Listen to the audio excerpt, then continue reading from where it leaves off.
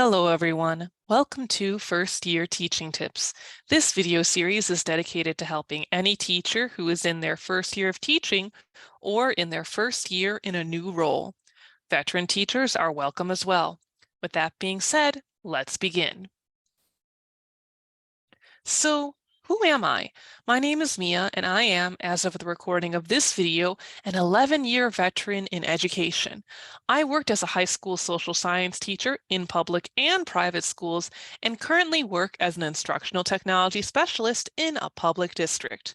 When I began teaching, the landscape of education looked very different. However, I have found that there are some tips, tricks, and other bits of information I wish I had known when starting my career. Some of this advice comes from my own experiences, and some of it comes from what others have taught me. So let's dive into this video's tips about practical self-care. Tip number 1. Practical self-care varies based on each individual. I was inspired to make this video because one day I had the thought of, I am so burned out. And I realized I needed to practice self-care for myself by taking a day off. There are many voices in the field of education that discuss self-care with much greater expertise than I, such as the Zen teacher, also known as, pardon any mispronunciations, Dan Trichartio. A link to his website can be found in the description. It has also been a theme in many of my videos, such as general tips, time management, school breaks, building self-resilience, taking days off, and taking days off part 2. I have linked all of those videos in the description in case you would like to review them. As such, the point of this video is to share what I have found actually helps me in the moment when I need self-care while at work. These ideas may not help you, but I hope they inspire you to think about how you can take care of yourself during a busy workday. All of these tips are actual actions I have done, and they are new for this video. Tip number 2.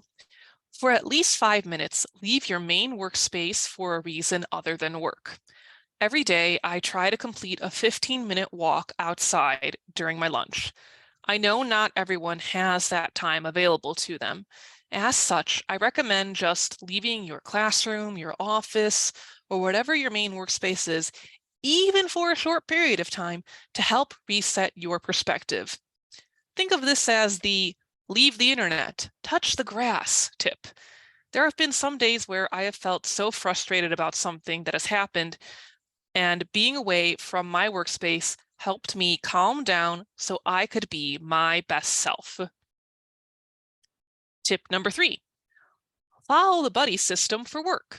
Find a colleague with whom you can confide in when you need a little extra help. I cannot count the number of times I went to talk to someone just to check if my sense of a situation was accurate or if my feelings were valid. At the same time, be their buddy. Listen to them when they are having a bad day. Having at least one person at work to trust with my feelings has helped my mental health greatly. Tip number 4, try to experience some type of physical activity not related to work a few times a week. Teachers are on their feet all day. Staff may need to walk around a school building for their occupations. However, there's a difference between physical activity for work and physical activity for the self.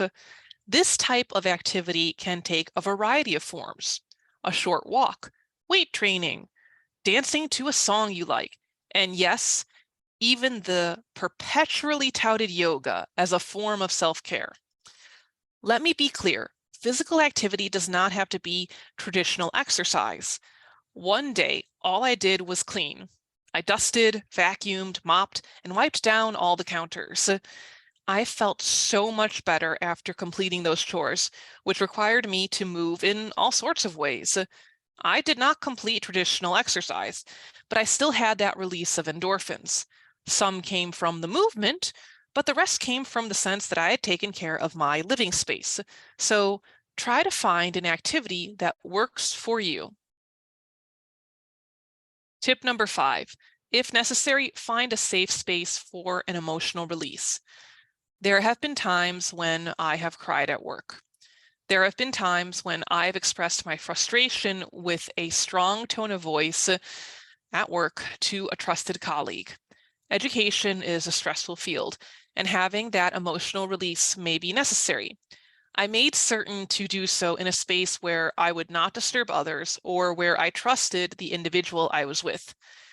Sometimes we need that cathartic release so we can continue on with our day. Thank you for watching this video. If you're interested in learning more, please like this video and subscribe to my YouTube channel. You can also go to my website, www.guidegrowtech.com, for even more information on a variety of topics.